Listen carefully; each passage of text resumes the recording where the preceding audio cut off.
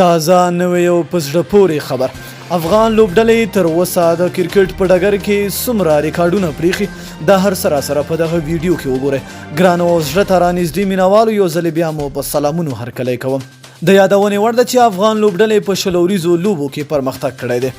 افغان لوبډله په 2010 میلادي کال کې له بشپړ غړیتوب لرونکو لوبډلو سره ښکېل شوه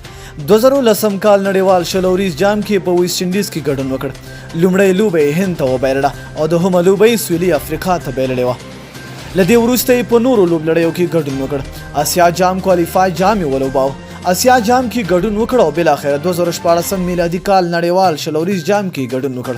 په دغه جام کې ویسټ انډیز ته ماته ورکړه خو ویسټ انډیز بیا وروستیو کې اتلولي هم وګټله له دې وروسته افغانستان له زیمبابوې آیرلینډ بنګلادیش او ویسټ انډیز سره لوبلړۍ ترسره کړې د 2013 میلادي کال د جنوري میاشتې راهیسې تر دې دمه افغانستان 15 لوبلړۍ له 4 لوبډلو سره کړې دي 2013 میلادي کال کې افغان لوبډلې له زیمبابوې سره د 2 شلوریزو لوبو لړۍ 2-0 پر وړاندې وګټله همدغه د 2013 میلادي کال افغانستان له بنگلادیش سره د 3 شلوریزو لوبو سیریز په بنگلادیش کې وکړ او سیریز یې 3-0 پر وړاندې وګټه همدارنګه دا 15 شلوریزو لوبې وې چې افغانستان وګټلې 2013 میلادي کال کې افغانستان له آیرلینډ سره 2 د شلوریزو لوبو سیریزونه وکړل چې یو سیریز کې 2 او بل سیریز کې 3 لوبې وې دواړه سیریزونه چې 15 لوبې وې افغانستان وګټلې او آیرلینډ ته د هر سیریز په لړ کې د 0 پر وړاندې ماتې ورکړې د 2019 میلادي کال په نومبر میاشت کې افغانستان له ویسټ انډیز سره په خپل کوربتوب په هندستان کې 3 شلوریزې لوبې وکړې چې 2 افغانستان او یو ویسټ انډیز وګټله افغانستان د 2013 میلادي کال راهیسې تر دې دمه